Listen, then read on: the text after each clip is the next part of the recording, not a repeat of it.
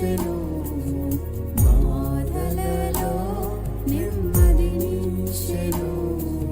కృపాశక్తి దయాశక్తి సంపూర్ణుడా, వాక్యమై ఉన్న యేసు వందనమయ్యా.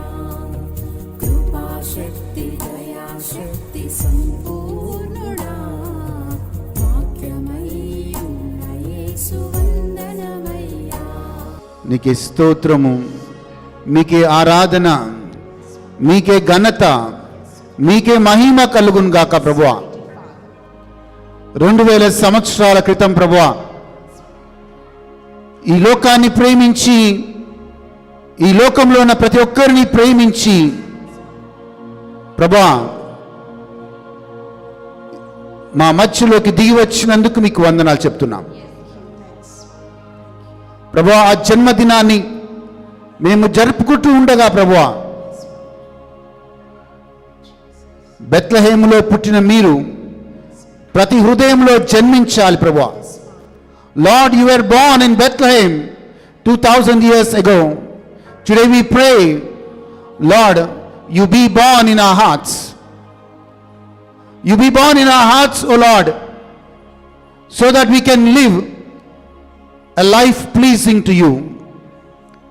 ప్రభువా, మిమ్మల్ని సంతోషపెట్టే జీవితాన్ని మేము జీవించడానికి కృపను చూపమని కోరుతున్నాం. మీరు ఏ ఉద్దేశం కోసమైతే ఈ భూలోకానికి వచ్చారో ప్రభువా, ఆ ఉద్దేశం ఈ భూలోకంలో నెరవేరునుగాక. పరలోకమందు మీ రాజ్యం ఎట్లుందో ప్రభువా, అలాగే భూలోకమందు ఉండునుగాక. As your kingdom is in heaven, Lord, so shall be your kingdom on earth.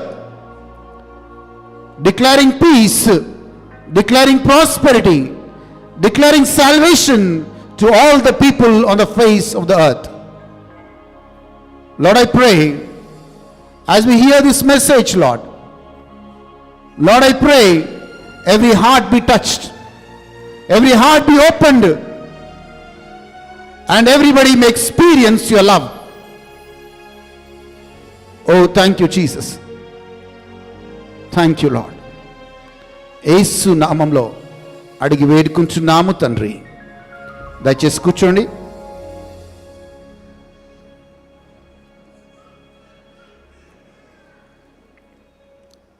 మీ అందరికి కూడా మన ప్రభు అయిన యేసుక్రీస్తు నామంలో మీ అందరికీ శుభాలు తెలియజేస్తున్నాను. I greet you all in the name of our Lord Jesus Christ.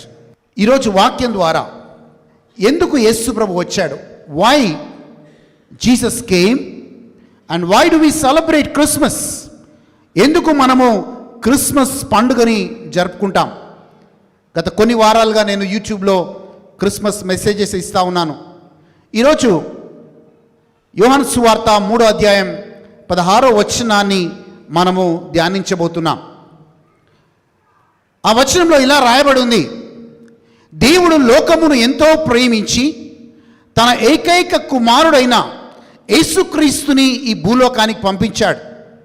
ఎందుకు పంపించాడు అంటే, ఈ భూలోకంలో ఎవ్వరు కూడా నశించిపోకుండా ఉండాలని, ఆయనని విశ్వసించిన వారందరూ కూడా నిత్య జీవం పొందాలని తండ్రి దేవుడు మన ప్రభు అయిన యేసుక్రీస్తుని ఈ భూలోకానికి పంపించడం జరిగింది. ఒక్కొక్క మాటని, ఆ వచనంలో ఒక్కొక్క మాటని మీకు వివరించి చెప్పడానికి ప్రయత్నం చేస్తాను నాకున్న కొద్ది సమయంలో. మొదటి మాట, God so love the world. దేవుడు ఈ లోకమును ఎంతో ప్రేమించాడు అన్న మాట రాయబడ్డది. చూడండి, దేవుడు ప్రేమ శాశ్వతమైనది అనే మాటని మనం వీడియోలో చూసాం. His love is never ending. ఆ దేవుడు మనిషిని ప్రేమించిన దేవుడు, ఆ రోజు ఆదాముని అవ్వని సృష్టించిన దేవుడు, ఎదోము తోటలో వాళ్ళ నుంచి తన మహిమలో జీవించడానికి దేవుడు వాళ్ళని ఉంచాడు. వాళ్ళు దేవుని మహిమలో సకల ఆశీర్వాదాలతో వాళ్ళు జీవిస్తూ వచ్చారు. ఆదాము అవ్వకి దేవుడు ఇంకొక మాట కూడా చెప్పాడు, మీరు ఈ భూమి మీద ఫలభరితముగా ఉండి విస్తరించండి అన్నాడు. బీ ఫ్రూట్ఫుల్ అండ్ మల్టిప్లై అన్నాడు. కానీ అన్ని ఆశీర్వాదాలు ఆదాము అవ్వలో, అంటే దేవుడు ప్రేమించిన మనిషిలో దేవుడు ఉంచాడు. ఎందుకంటే ఈ లోకాన్నంతా సృష్టించిన దేవుడు చివరి దినాన్నే ఆదాము అవ్వని, అంటే మనిషిని సృష్టించాడు. ఎందుకు మనిషిని సృష్టించాడు అంటే ఆ మనిషితో సహవాసం చేయొచ్చని, ఆ మనిషి దేవుడి ద్వారా పొందుకున్న ఆశీర్వాదం వల్ల ఆ మనిషి వర్ధిల్లాలని, ఆ మనిషి దీవించబడాలని, ఆ మనిషి ఏ కష్టము లేకుండా ఈ భూలోకంలో జీవించాలని దేవుడు ఒక ప్రణాళికతో ఆదాముని అవ్వని దేవుడు సృష్టించాడు. కానీ మనిషి యొక్క ఔన్నత్యం అంటామో, లేకపోతే మనిషి యొక్క చెడు ఆలోచన అంటామో, ఎప్పుడు కూడా దేవుని ప్రణాళికకి విరుద్ధంగా మనిషి వెళ్ళినప్పుడు ఆ మనిషి దేవుడి యొక్క ఆశీర్వాదాన్ని కోల్పోతాడు. If a man goes against the will of God, against the plan of God, this man will lose his blessings. Though he lives on this face of this earth, he will live as a person who is spiritually dead. ఉదాహరణకు మీకు చెప్పాలంటే ఆదాము అవ్వ ఆ ఎదోము తోట నుంచి పాపము చేసిన తర్వాత, వాళ్ళు గెంటివేయబడ్డ తర్వాత 930 సంవత్సరాలు ఆదాము అవ్వ బ్రతికారు. 930 years he lived, but he lived in separation from God. దేవుడి నుంచి వేరై ఈ ఆదాము జీవించాడు. దేవుడి నుంచి వేరు కావడం అంటే ఆ వ్యక్తి ఆధ్యాత్మికంగా మరణించడము అని అర్థం. దేవుడితో సంబంధము లేదని అర్థం, దేవుడితో సహవాసం లేదని అర్థం. ఇక అన్ని రకమైన సమస్యలని, పోరాటాలను ఎదుర్కొంటూ ఆ మనిషి ఈ భూలోకంలో జీవిస్తాడు. Yes, two things a man can live in this earth. Two ways a man can live in this earth. He can get connected to God and live. దేవుడితో సహవాసంలో ఉండి సంబంధంలో ఉండి దేవుని ఆశీర్వాదాలు పొందుకుంటూ ఒక మనిషి జీవించవచ్చు. అదే మనిషి భౌతికంగా కూడా జీవించవచ్చు. He can live physically on this face of the earth, but the same man lives in disconnection with God, lives in separation with God. దేవుడితో వేరే ఈ మనిషి జీవిస్తాడు. ఎస్, ఈ మనిషి అన్ని కలిగి ఉంటాడంటే, ఎస్, ఉద్యోగం కలిగి ఉంటాడు, ఆస్తులు కలిగి ఉంటాడు, డబ్బులు కలిగి ఉంటాడు, కానీ దేవుణ్ణి కలిగి ఉండడు. He will not have God in his life. ప్రియమైన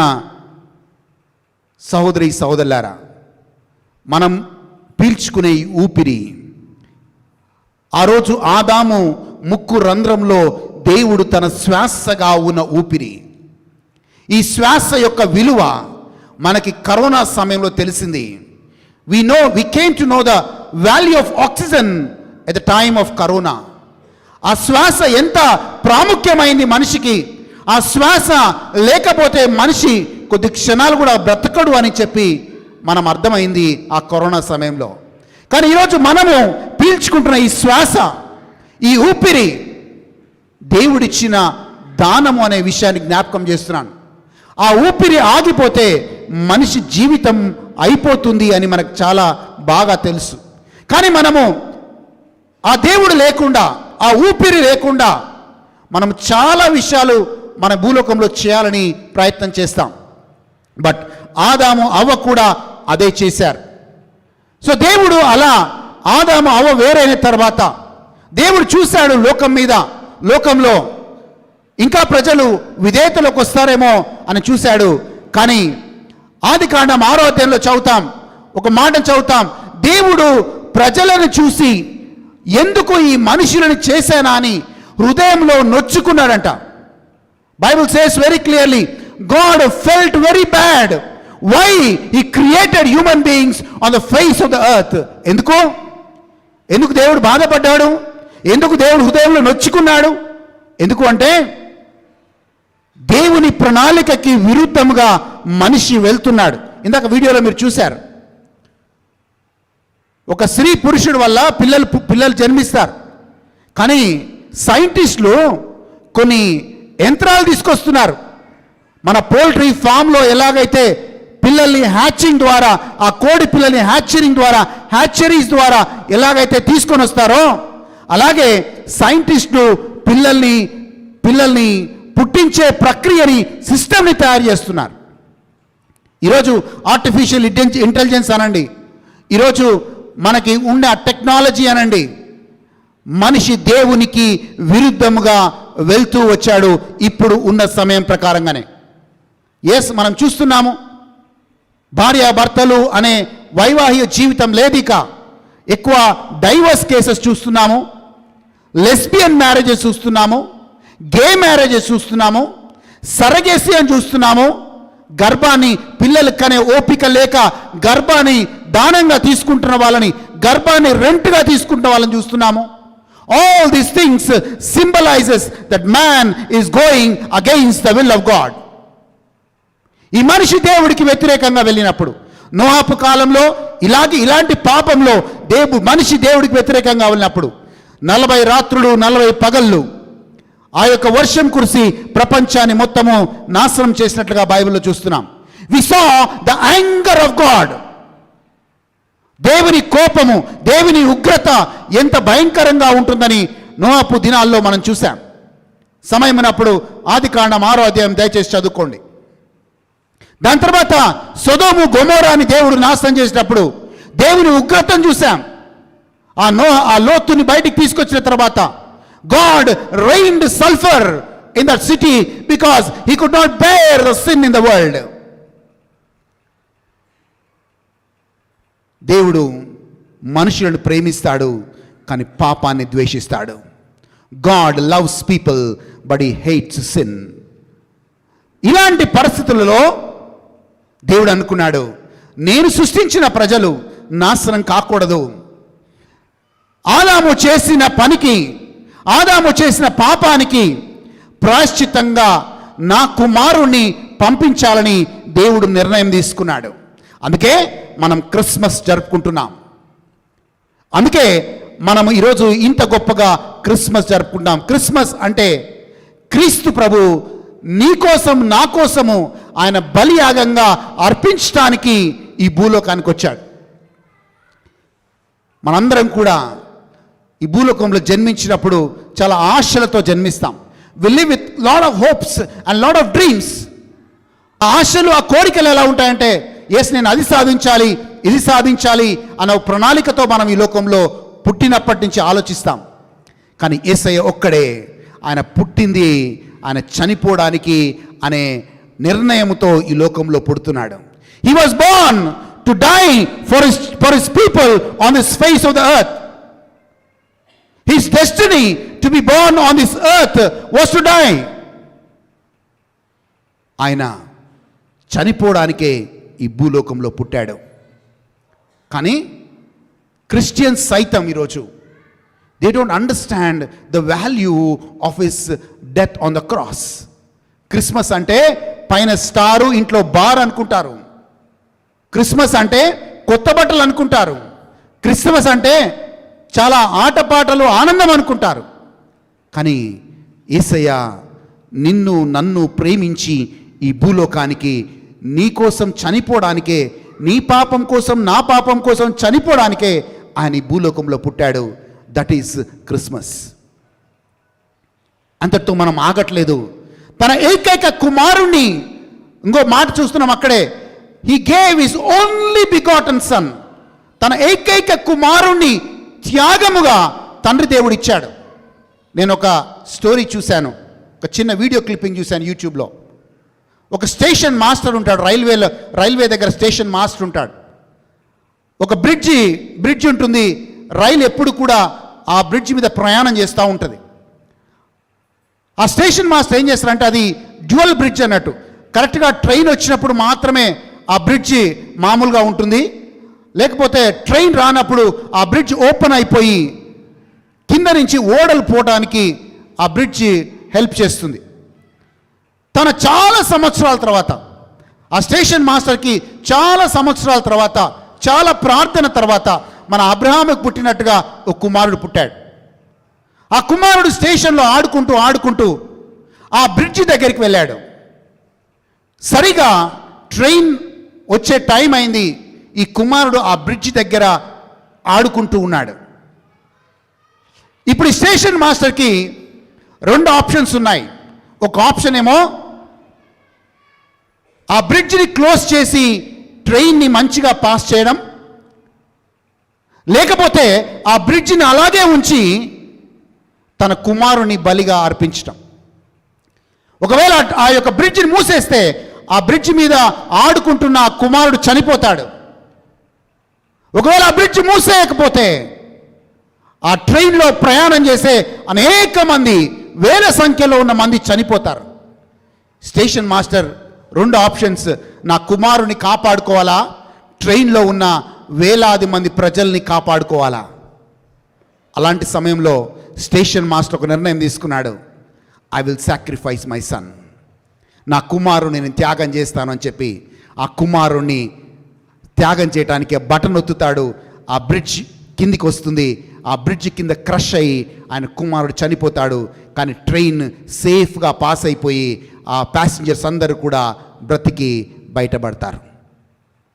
ఇదే ప్రక్రియ తండ్రి దేవుడు 2000 సంవత్సరాల క్రితం నీ కోసం నా కోసం చేశాడు. నీవు నేను బాగుండాలని, నీవు నేను పాప విమోచన కలగాలని, మనందరము మళ్ళీ ఆశీర్వాదంలోకి రావాలని తన ఏకైక కుమారుడి మీద నా పాపాన్ని నీ పాపాన్ని ఆయన మీద మోపాడు. అందుకే యోహాన్ అంటాడు, ఇదిగో దేవుని గొర్రెపిల్ల, ఈయన లోక పాపమును పరిహరించే దేవుని గొర్రెపిల్ల అని యోహాను యేసుప్రభుని చూసి అంటాడు.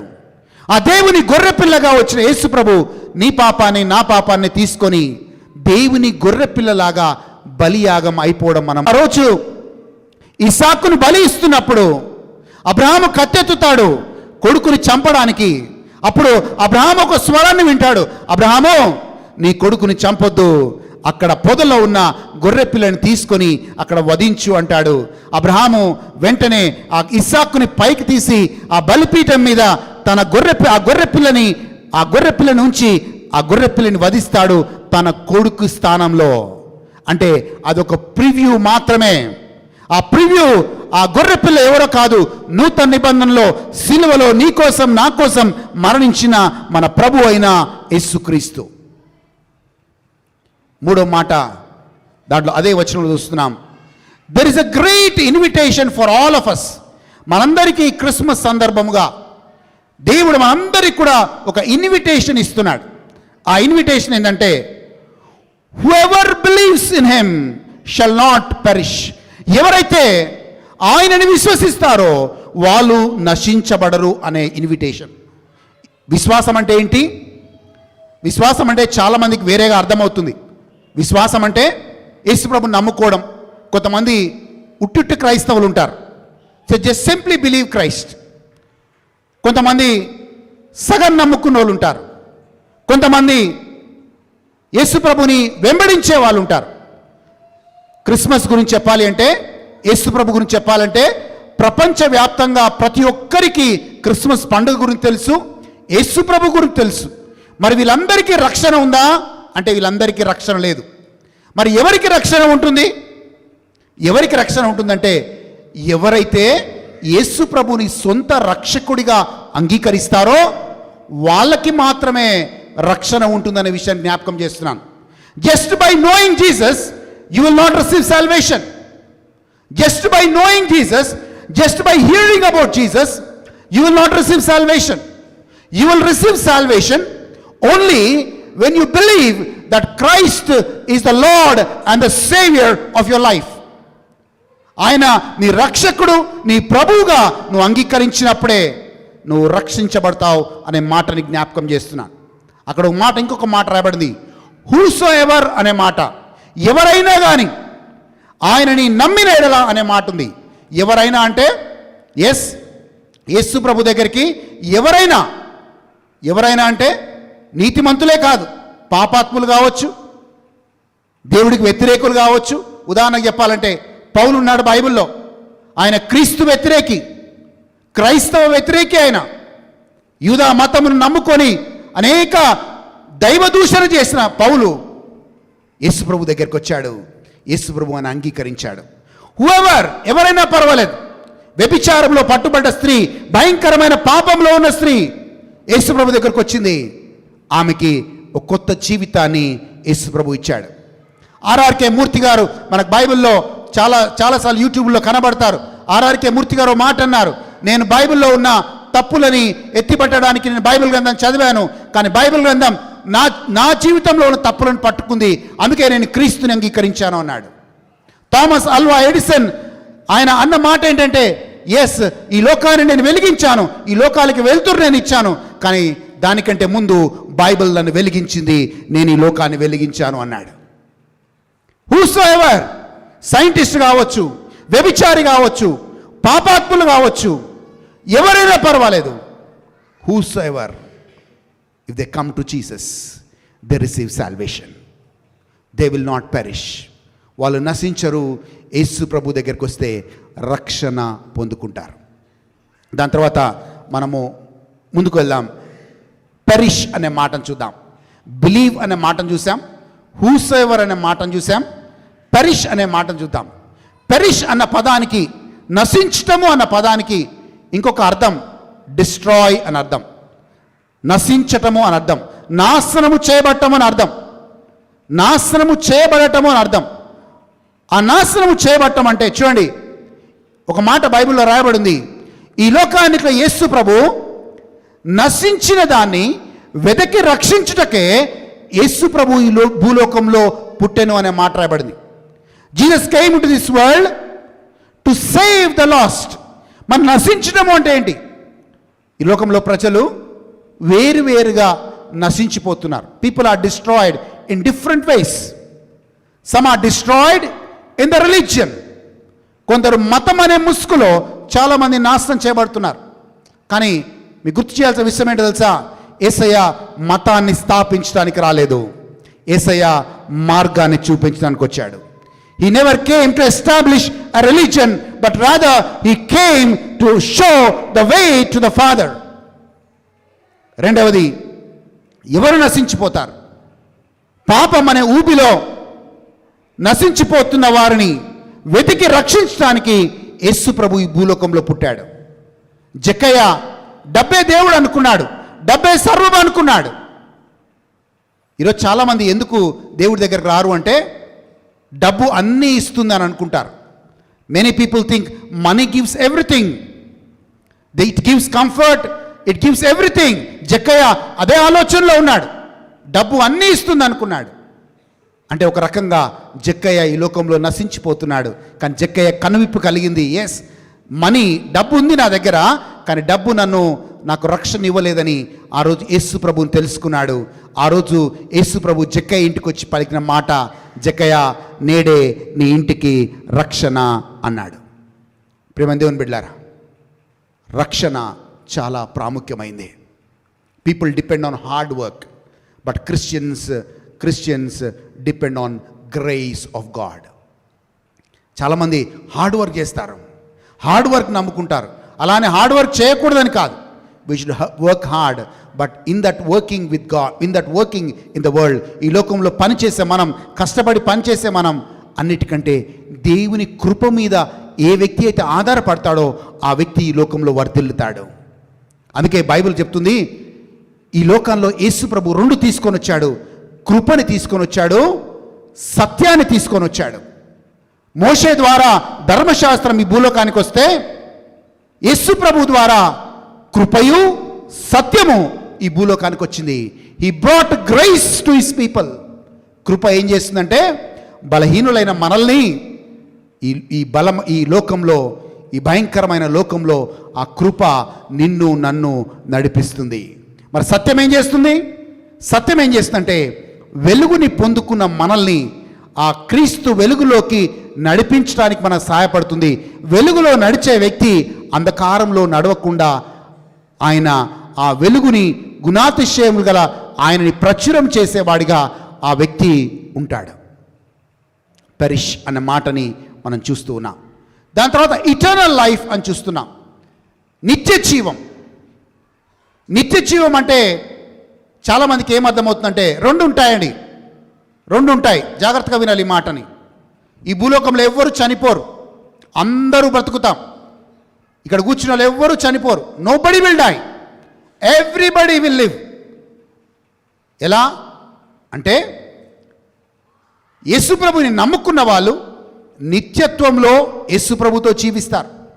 యేసుప్రభుని నమ్ముకోని వాళ్ళు నిత్య శిక్షలో నరకంలో జీవిస్తారు.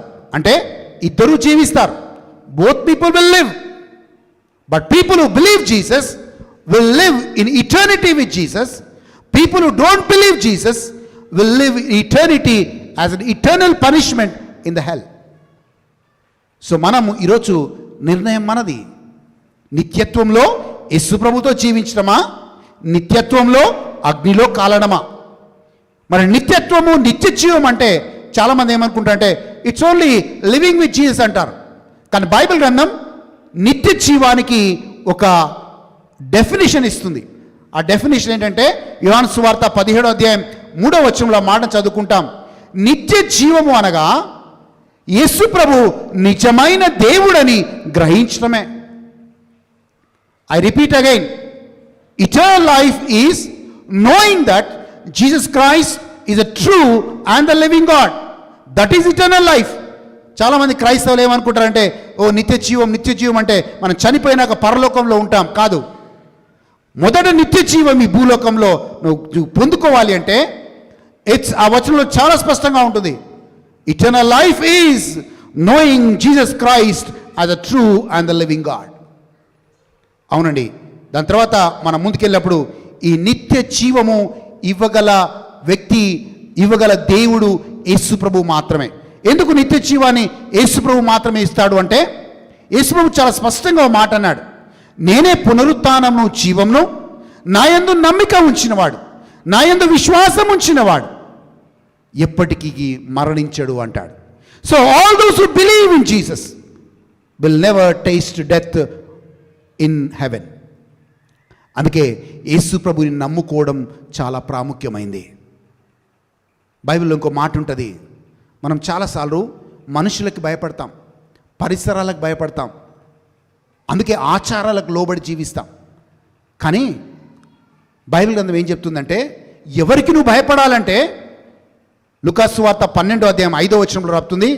నువ్వెవరికి భయపడాలి అంటే నువ్వు చనిపోయిన తర్వాత నీ ఆత్మను నరకంలో త్రోయగల శక్తి గల వారికి నువ్వు భయపడాలి. You should fear to that person after your death who is able to throw you or who is able to destroy or who is able to put you in hell. ఆయనకు నువ్వు భయపడాలి. మరి నరకము యొక్క యేసుప్రభు అంటాడు ప్రకటన గ్రంథం 1వ అధ్యాయం 18వ వచనంలో, నరకము యొక్కయు పాతాళం యొక్కయు తాళపు చెవులు నా స్వాధీనము అంటాడు. So it is Jesus who holds the keys of death and Hades. So ప్రియమైన దేవుని బిడ్డలారా, ఈ వాక్యం ఇచ్చిన మనం క్రిస్మస్ మెసేజ్ని రిసీవ్ చేసుకోవడం చాలా ప్రాముఖ్యమైంది.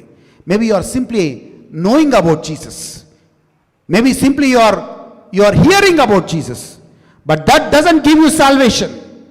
అది నీకు రక్షణ ఇవ్వదు. రక్షణ ఏమి ఇస్తుందంటే నువ్వు ప్రభు అయిన యేసుక్రీస్తుని రక్షకుడిగా, ప్రభువుగా నువ్వు అంగీకరించినప్పుడే నీకు రక్షణ వస్తుంది అనే మాటని జ్ఞాపకం చేస్తున్నాను. And the final thing, yes, ఈరోజు చాలామంది చాలాసార్లు అనేక సమస్యలు ఎదుర్కొంటూ ఒక ఫీలింగ్తో, ఒక భావంతో మనం జీవిస్తున్నాం. ఆ ఫీలింగ్, ఆ భావం ఏంటంటే, ఆ భద్రతా భావం ఏంటంటే, కుటుంబంలోనే ఉంటాం, సమాజంలోనే ఉంటాం, కానీ నేను ఒంటరి వాడిని, నేను ఒంటరి దాన్ని, నన్ను అర్థం చేసుకునే వాళ్ళు ఎవరు లేరు, I'm all alone. People live in that feeling. ఆ నోషన్లో చాలామంది జీవిస్తారు. బయటికి నవ్వుతూనే ఉంటారు, కానీ లోపల నేను ఒంటరి దాన్ని, నేను ఒంటరి వాడిని, నన్ను ఆదరించే వాళ్ళు ఎవరు లేరు, నన్ను ప్రేమించే వాళ్ళు ఎవరు లేరు అని జీవించే వాళ్ళు చాలామంది ఉంటారు. మీ అందరి గుడ్ న్యూస్ ఏంటంటే, ఈ భూలోకంలో రక్షకుడు జన్మించాడు నీకు నాకు రక్షణ ఇవ్వడానికి. ఆ రక్షకుడు ఇంకొక పేరు ఇమ్మానువేలు. ఇమ్మానువేలు అనగా దేవుడు నీతో నాతో నడుస్తాడు అని అర్థం. నువ్వు ఒంటరివాది కాదు. When God walks with you, ఇమ్మానువేలు దేవుడు నీతో నడిచినప్పుడు, ఇమ్మానుయేలు దేవుడితో నువ్వు నడిచినప్పుడు నువ్వు ఒంటరి వాడివి కాదు. ఎందుకంటే ఇమ్మానుయేలు అన్న పదానికి అర్థం దేవుడు నీతో ఉన్నాడని. పాత నిబంధన గ్రంథంలో ఏలియా ప్రవక్త అనుకున్నాడు, నేను ఒంటరి వాడిని, నాకెవ్వరూ లేరు ప్రభువా. అనేక పదాలు మీరు టైం ఉన్నప్పుడు బైబిల్ చదువుకోండి. మొదటి రాజుల గ్రంథం 18వ అధ్యాయంలో 3-4 సార్లు ఏలియా ప్రవక్త అంటాడు, అయ్యా నేను ఒంటరి వాడిని ప్రభువా, నాకెవ్వరూ లేరు. I'm all alone Lord. He cries out to God, I'm all alone Lord. But the fact was God was with him. దేవుడు ఆయనతో ఉన్నాడు. ఆయనని ఆకలితో ఉన్న అప్పుడు ఆయన కాకులను పంపించి ఆయన ఆకలి తీర్చాడు దేవుడు. అప్పుడు కూడా ఒంటరిగానే ఏలియా ఫీల్ అయ్యాడు. ఏలియా నడిచి నడిచి అలసిపోతే ఆయన దేవదూతను పంపించి ఆహారాన్ని పెట్టాడు. ఆ ఆహారం తిని మళ్ళీ ఏలియా బలం పుంజుకొని మళ్ళీ నడిచాడు. కానీ ఆయన నోట్లో నుంచి ఏమొస్తుందంటే నేను ఒంటరి వాడిని ప్రభువా అనే మాట వస్తుంది. కానీ ఇంకో వైపు చూస్తే God was walking with him. దేవుడు ఆయనతో నడుస్తూ ఉన్నాడు. ఈరోజు నీకు అదే ఫీలింగ్లో ఉన్నావేమో, కానీ క్రిస్మస్ సందర్భంగా నువ్వు పొందుకునే మెసేజ్ ఏంటంటే ఇమ్మానుయేలు దేవుడు నీతో నడుస్తున్నాడు. తన అన్నల చేత దూషించబడి అమ్మివేయబడ్డ యోసేపు కూడా అదే అనుకున్నాడు, అయ్యో ఓ పెద్ద కుటుంబం నుంచి వస్తున్నాను. I come for a very big family, but today I'm sold out, I'm all alone Lord. ఐగుప్తులో నేను ఒంటరి వాణి ప్రభువా అని యోసేపు అనుకున్నాడేమో. కానీ బైబిల్ గ్రంథం ఒక మాట చెప్తుంది. బైబిల్ గ్రంథం ఆదికాండం 39వ అధ్యాయంలో దేవుడు యోసేపుతో ఉండెను కనుక యోసేపు అన్ని విషయాల్లో వర్ధిల్లెను. దట్ సింబలైజెస్ ఆయన కుటుంబం ఆయన వదిలిపెట్టింది. ఆయన అన్నదమ్ములు ఆయన అమ్మేశారు. కానీ ఐగుప్తులో ఒక ఫారిన్ కంట్రీలో యోసేపు ఒంటరిగా ఉంటున్నాడు. ఆ ఒంటరిగా ఉన్న యోసేపుతో దేవుడు నడుస్తూ ఉన్నాడు. ఆ దేవుడు నడిచి యోసేపును ఒక ఉన్నత స్థాయికి దేవుడు తీసుకొని వచ్చాడు. నీవు కూడా అలాంటి భావంలో జీవిస్తున్న నిన్ను కూడా యోసేపులాగా దేవుడు హెచ్చించునుగాక. ఆమేన్. షద్రక్, మిషక్, అబేద్నెగోలు వీళ్ళు భయంకరమైన అగ్నిగుండంలో వేయబడ్డప్పుడు వాళ్ళకు కూడా ఒక ఫీలింగ్, బహుశా భయపడ్డారేమో, అయ్యో అగ్నిగుండంలో వేయబడ్డాం, మాకెవరు లేరు అని. కానీ బయట ఉన్న రాజు ఒకటి చూస్తున్నాడు, నేను ముగ్గురినే కదా అగ్నిగుండంలో వేశాను, 4వ వ్యక్తిని చూస్తున్నానని రాజు సాక్ష్యం ఇస్తున్నాడు. షద్రక్, మిషక్, అబేద్నెగోలు అది గమనించలేదు. కానీ బయట ఉన్న రాజు గమనించాడు. అగ్నిగుండంలో కూడా దేవుడు షద్రక్, మిషక్, అబేద్నెగోలని వదిలిపెట్టలేదు. అగ్నిగుండంగా వెళ్తున్న నిన్ను కూడా దేవుడు విడిచిపెట్టాడు. Maybe are going to a fire of furnace. నీ సమస్యలు భయంకరంగా ఉండొచ్చు, నీ అనారోగ్యం నీతో పదే మాట్లాడుతుండొచ్చు. కానీ ఆ సమస్యల్లో, ఆ బాధల్లో, ఆ అగ్నిగుండంలో షద్రక్, మిషక్, అబేద్నెగోలతో దేవుడున్నట్లుగా నీతో కూడా దేవుడున్నాడు. ఆయనే ఇమ్మానుయేలు దేవుడు. ఇమ్మానుయేలు అనగా నీతో నాతో నడుస్తాడు అని అర్థం. శిష్యులకి ఒక వాగ్దానం ఇచ్చాడు దేవుడు. ఈరోజు మీకు కూడా అదే వాగ్దానం ఇస్తున్నాడు. ఆ వాగ్దానం ఏంటంటే శిష్యులందరినీ పిలిచి దేవుడు అన్నాడు, యేసు ప్రభువు అన్నాడు, మీరు భూదిగంతంలో వెళ్ళి నా సువార్తను చెప్పండి అన్నాడు. చెప్పి ఓ మాట అన్నాడు, ఈ భూదిగంతముల వరకు నేను మీ తోడుగా ఉంటానన్నాడు. మీ తోడుగా ఉంటానన్నాడు. Going to all the world and preach the gospel, but do not forget that I will be with you till the end of the age. Yes, ఈరోజు భూదిగంతముల వరకు దేవుడు నీతో నడిచేవాడిగా ఉంటాడు, నువ్వు దేవుడితో నడిస్తే. క్రిస్మస్ అంటే 2 విషయాలు ప్రధానంగా మనం ధ్యానించాం. ఒకటి, క్రిస్మస్ అంటే రక్షకుడు జన్మించాడు. ఆ రక్షకుడు నీకు నాకు రక్షణనిచ్చడానికి ఈ భూలోకంలో జన్మించాడు. రెండవది, ఆ రక్షకుడు ఇంకొక పేరు ఇమ్మానుయేలు. ఇమ్మానుయేలు అంటే దేవుడు నీతో నాడుతో అన్ని వేళల్లో అన్ని విషయాల్లో నడుస్తాడని అర్థం. సో విత్ దిస్ మెసేజ్, ఇక్కడ ఎవరైనా కానీ if you not received Jesus in your life, మీ జీవితంలోకి యేసుప్రభు గురించి విన్నారేమో, యేసుప్రభుని చదివారేమో, యేసుప్రభు గురించి బహుశా క్రిస్మస్ అంటే ఎవరి ద్వారా విన్నారేమో, అది నీకు రక్షణ ఇవ్వదు. Hearing about Jesus will never give you salvation. Reading about Jesus will never give you salvation. యేసు ప్రభువుని చదవడం వల్ల నీకు రక్షణ రాదు. నీకు రక్షణ ఎప్పుడు వస్తుందంటే నువ్వు యేసు ప్రభువుని సొంత రక్షకుడిగా అంగీకరించినప్పుడే, ఆయనను ప్రభువుగా రక్షకుడిగా నువ్వు అంగీకరించినప్పుడే జక్కయ్య ఇంటికి రక్షణ వచ్చినట్లుగా నీ ఇంటికి కూడా రక్షణ వస్తుంది. ఆ జైలు అధికారి అడిగాడు, ఆ పౌలు శిలలు ప్రార్థించినప్పుడు అక్కడ భూమి కంపించింది, సంఖ్యలు తెగిపోయాయి. ఆ అద్భుతాన్ని చూసిన జైలు అధికారి అన్నాడు, అయ్యా మేము కూడా పొందుకుంటాం ఈ రక్షణని, మేమేం చేయాలి ఈ రక్షణను పొందుకోవాలని ఆ జైలు అధికారి అన్నప్పుడు పౌలు శిలలు చెప్తున్నారు, నీవు నీ కుటుంబం యేసు ప్రభుని నమ్ముకుంటే ఆ రక్షణ వస్తుందని పౌలు ఆ జైలు అధికారికి చెప్తున్నాడు. ఈరోజు క్రిస్మస్ సందర్భంగా the greatest gift that God gives to man kind is salvation. రక్షణ పొందుకున్న వ్యక్తి ఆయన నశించకుండా నిత్య జీవం పొందుకుంటాడు. ఈరోజు దేవుడు తన ఏకైక కుమారుడైన యేసు ప్రభుని ఎందుకు పంపించాడంటే మనం ఎవ్వరం కూడా నశించకుండా ఉండాలని, మనందరం కూడా నిత్య జీవం పొందుకోవాలని తండ్రి దేవుడు మన ప్రభు అయిన యేసుక్రీస్తుని పంపించాడు. This is the Christmas message for all of us. ఇదే క్రిస్మస్ సందేశం. దయచేసి లేచి నిలబడదాం. ఈ సమయంలో లేచి నిలబడి ఒక 2 minutes కళ్ళు మూసుకొని ప్రార్థన చేయండి. మీరు రక్షణలో ఒకవేళ మీకు రక్షణ లేనట్లయితే ఈ సమయంలో దేవుడిని అడుగుదాం, ప్రభువా నాకు నీ అమూల్యమైన రక్షణ కావాలి.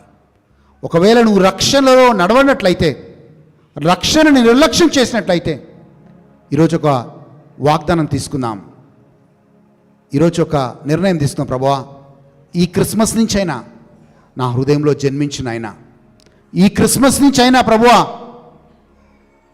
నేను నీలో జీవించిన కృపను దయచే ప్రభువా. నేను నిజమైన ద్రాక్షవల్లిని అన్నావే, మీరు రెమ్మలు అన్నావే, ఎవరు నా యందు ఉంటారో, నా మాటలు ఎవరి యందు ఉంటాయో వాళ్ళు అధికంగా ఫలిస్తారు అన్నావే. ప్రభువా నీ బిడ్డలు ఫలించాలి ప్రభువా, నీ బిడ్డలు వర్ధిల్లాలి ప్రభువా, నీ బిడ్డలు నీ మేలైన దీవెనలు పొందుకోవాలి ప్రభువా. ఈ క్రిస్మస్ పండుగ వృధాగా పోకూడదు ప్రభువా. ఈ క్రిస్మస్ పండుగ మళ్ళీ ఒక పిండి వంటల పండుగనో లేకపోతే ఒక కొత్త దుస్తులతో ఇమిడి ఉన్న పండుగను కాకూడదు ప్రభువా. క్రిస్మస్ పండుగ వాళ్ళ జీవితాల్లోకి వెలుగును తీసుకొని రావాలి. క్రిస్మస్ పండుగ వాళ్ళ జీవితాల్లోకి శాంతిని, సమాధానాన్ని తీసుకొని రావాలి. క్రిస్మస్ పండుగ వాళ్ళు కోల్పోయిన ఆశీర్వాదాన్ని తీసుకొని రావాలి. క్రిస్మస్ పండుగ వాళ్ళని ఈ లోకంలో నక్షత్రాల్లాగా వెలగడానికి కృపనివ్వాలి ప్రభువా. This Christmas should allow them, Lord, that they shall shine like stars in heaven. అడుగుతారా నోరు తెరిచి? అవును ప్రభువా నాలో జన్మించు. నేను అనేక మార్లు పడిపోయానేమో, దూరం అయిపోయానేమో, అందుకే నేను సంపూర్ణతలోకి రాలేకపోతున్నానేమో. ప్రభువా నీ గొప్ప రక్షణ నాకు కావాలి. నువ్వు కావాలి యేసయ్యా, నువ్వు కావాలి. ఓ థ్యాంక్ యూ జీసస్. యేసు నీవే కావాలయ్యా. ఓ థ్యాంక్ యూ లార్డ్. కళ్ళు మూసుకొని చిన్న ప్రార్థన చేసుకుందాం. యేసు నీవే కావాలయ్యా, నాతో కూడా రావాలయ్యా. స్వరతి పాడదామా? యేసు నీవే కావాలయ్యా, నాతో కూడా రావాలయ్యా. ఎస్ ఎలుగెత్తి పాడదాం. యేసు నీవే కావాలయ్యా, నాతో కూడా రావాలయ్యా.